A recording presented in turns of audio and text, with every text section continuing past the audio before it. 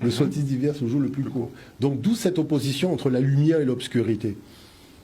Donc, ce qui veut dire que ces traditions-là, on les connaît. On ne va pas nous ressortir même les enseignements de Confucius, mais c'est les enseignements de la maths. Quand on connaît les enseignements de la maths, on retrouve les enseignements de Confucius. Donc, qui fait que on voit bien que là, il y a quelque chose de fort. Donc, en Égypte, il y a une divinité. Donc, les divinités dans notre tradition kamite s'appellent les Netcherou. Donc, les Netcher, le Netcher Héru, c'est un Netcher divin qui affronte le mal au combat. Mais ce qui est intéressant, c'est de voir le document, parce que, pour vraiment comprendre ça, il faut voir le document, parce qu'il est explicite. On y va.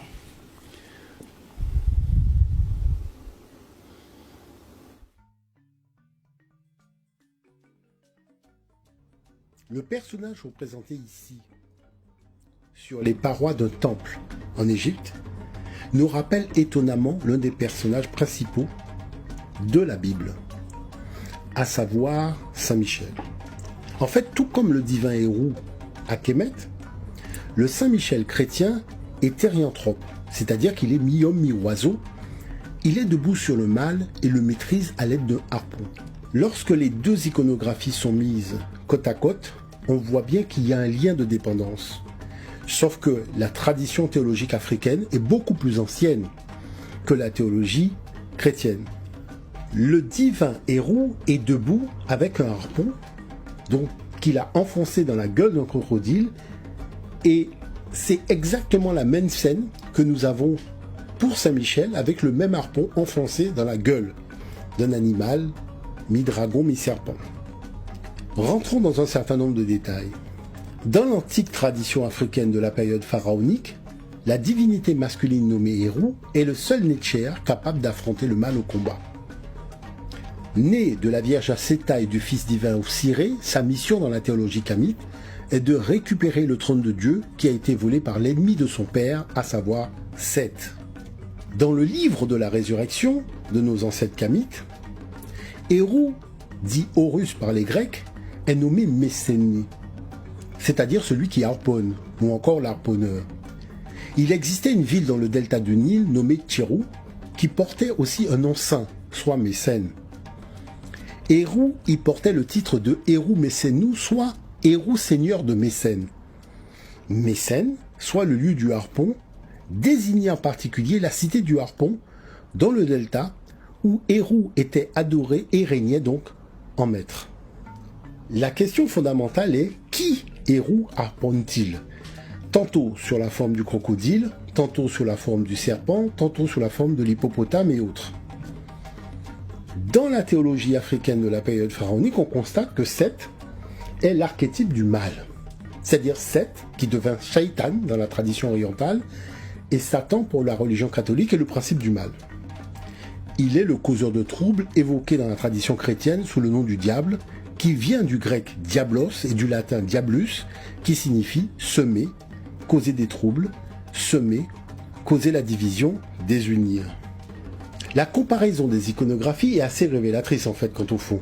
Les deux divinités sont debout sur un animal symbolisant le mal, tout en lui enfonçant leur harpon dans la gueule. Qu'on vient de savoir que dans la tradition kamite, seul Héru affronte le mal, c'est-à-dire Seth, au combat, tout comme Saint Michel dans la tradition chrétienne. Mais ce n'est pas tout. Il y a une chose très intéressante, c'est que quand nous prenons les textes, d'accord, d'invocation à Héru, nous avons étrangement les mêmes textes dans la tradition biblique. Ici, par exemple, Or haha, Safokwi mabine, ô vaillant Héru, délivre-moi de tout mal. Eh ben, le nom a été simplement remplacé par celui de Saint Michel et la phrase est restée ô vaillant Saint Michel, délivre-nous de tout mal.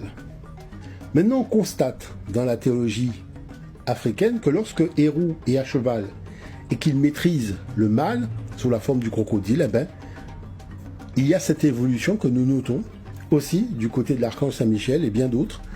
Donc, c'est-à-dire qu'ils sont à cheval et ils maîtrisent le serpent dragon avec le même harpon. Saint-Michel est celui aussi qui s'occupe du jugement. Et qu'est-ce que nous constatons? Héru est celui aussi dans la tradition kamite ancienne qui s'occupe du jugement dans la salle dite la place de la vérité. Chose particulière, le cœur de l'homme dans la tradition africaine ancienne est placé devant l'étalon divin de la Maat, qui est l'équivalent du Saint-Esprit aujourd'hui, ce qui n'est pas le cas dans la théologie chrétienne où un homme est jugé par rapport à un autre homme.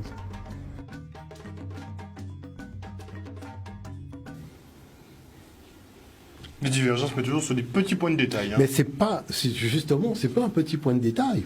Parce qu'on vous dit que pour agir en Dieu, il faut être animé du Saint-Esprit. L'Afrique dit, oui, mais le jugement doit se faire par rapport au Saint-Esprit. L'Europe dit, non, on prend 2 hommes au hasard et on les met face à face. Mon cher ami, écoutez, l'Égypte qui a inventé la balance a une précision de la balance qui est au-delà du réel. Dans la tradition du christianisme, la balance, elle est tenue dans la main, elle n'est même pas posée au sol. Comment vous garantissez la précision ? Donc non seulement vous mettez un homme par rapport à un autre homme, la balance n'est pas posée au sol et vous faites ça au pifomètre et vous êtes en train de décider si un homme va au paradis ou d'enfer. C'est du délire mental cette affaire. Très à peu près tout ça. Mais bien sûr, c'est très à peu près. Parce que quand vous voyez dans les textes sacrés africains le sérieux avec lequel, la place de la vérité, c'est là où... Alors je vais vous dire une chose qu'il faut savoir. On l'a vu tout à l'heure. Dans la tradition africaine, le Fils de Dieu préside à la psychostasie. D'accord ? Mais il n'intervient pas. Il n'intervient pas.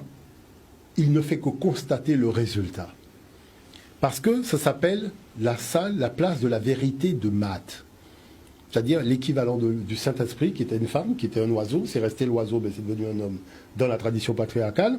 Et c'est elle qui représente la légèreté de cette plume et le cœur de l'homme vertueux qui doit être aussi léger que cette plume. Vous voyez ? Donc la notion de péché, tout ça, ça vient de là. D'accord ? Le mot péché, d'ailleurs, existe en égyptien ancien. Donc c'est là où on voit qu'il y a une dépendance de la tradition chrétienne vis-à-vis de la tradition africaine. Mais la tradition africaine, c'est de la spiritualité, c'est pas de la religion. Elle a une complexité que n'a pas la chrétienté. Et elle n'a pas de dogme. Il faut savoir ça, la spiritualité n'a pas de dogme, parce que tout est explicable et expliqué. Tandis que dans la tradition chrétienne, on est obligé de recourir à des dogmes, parce qu'on sait qu'on ment. Et je dirais, il y a tellement d'exemples où, à tous les étages de la fusée, c'est du grand n'importe quoi. Vous voyez que à partir de là, on est obligé d'imposer les choses avec des dogmes et de faire des conciles. Alors que, vous savez que dans la tradition qui est la nôtre, notre tradition ancestrale, c'est-à-dire que le soleil se lève à l'est et il se couche à l'ouest. Qui est 12 personnes, 24 000 personnes ou 3 millions de personnes, tout le monde a vu la même chose. Quand vous êtes dans la tradition musulmane, on vous dit que quand vous discutez d'un fait, il faut dire sous l'influence de quel disciple de Mahomet que vous vous placez. Donc ça veut dire que Mahomet a 12 disciples, mais chaque disciple a sa version de ce que Mahomet a dit. Fait. Nous, on n'est pas comme... On est désolé, excusez-nous, mais dans la tradition africaine, cette chose-là n'est pas possible. D'accord ? Parce que les faits scientifiques sont des faits scientifiques. Quand on parle de balance, c'est une notion de précision, une théologie qui introduit la balance. Vous comprenez ce que ça veut dire par là ? Ça veut dire que là, on n'est pas là pour jouer. On n'est pas là pour faire des tours de passe-passe ou avec une baguette magique, j'ai des épines dans la tête et j'ai déjà racheté tes péchés. Mais comment fait-on pour inventer des escroqueries comme ça ? Hein ? Grande question. Comment fait-on ? Les épines que porte ce Jésus